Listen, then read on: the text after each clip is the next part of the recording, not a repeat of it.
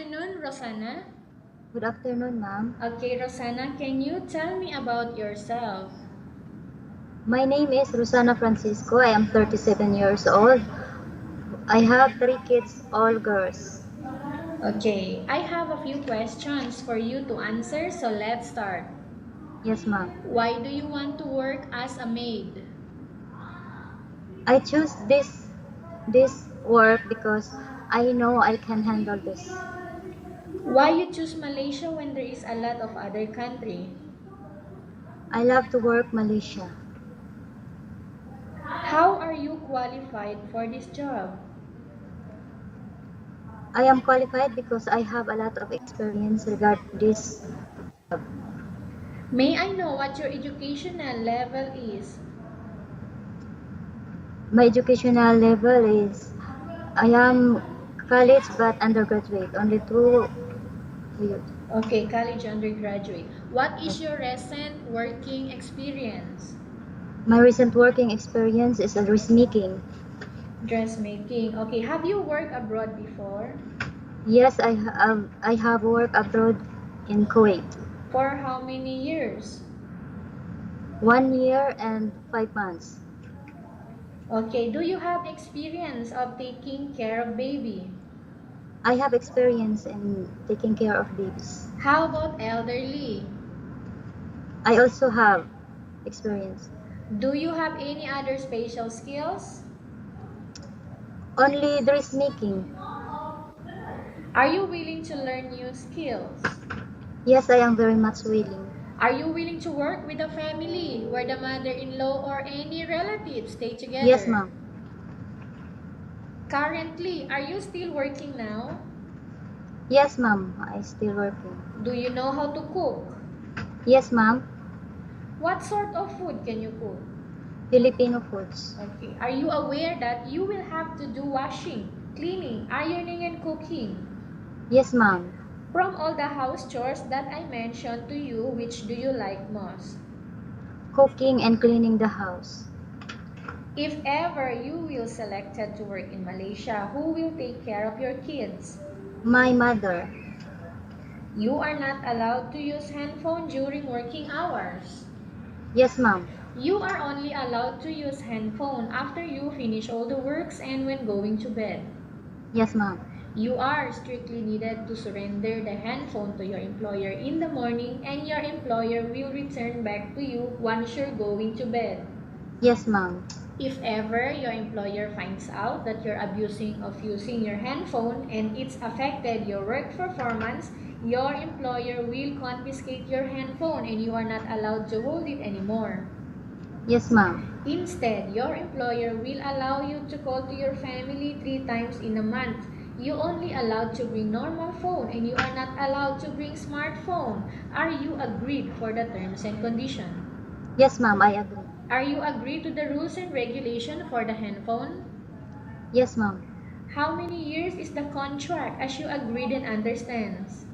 2 years. Can you describe for me your ethics, your attitude? I am humble and I'm hardworking. How can you assure to us that you will work hard in Malaysia? I do all the household chores and I make sure I can do well. Can you promise not to use the telephone without the permission of your employer? Yes, I promise. Can you promise not to put on makeup but to dress properly while work? Yes, I promise. Can you promise not to invite friends and relatives without the consent of your employer? Yes, I promise. Can you promise not to ask for advance salary from your employer under any circumstances?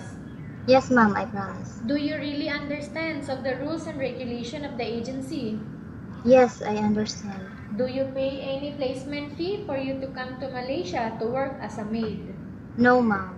Do you have any history of sickness, breast cancer, No. or any other illness? No, ma'am. Do you suffer from any skin diseases, allergy, or physical defect? No, ma'am. Have you suffered from any serious illness? No. Do you smoke? No. Have you undergone any operation? Cesarean section po. When was this? 2004. Are you medically fit or are you fit to work? Yes.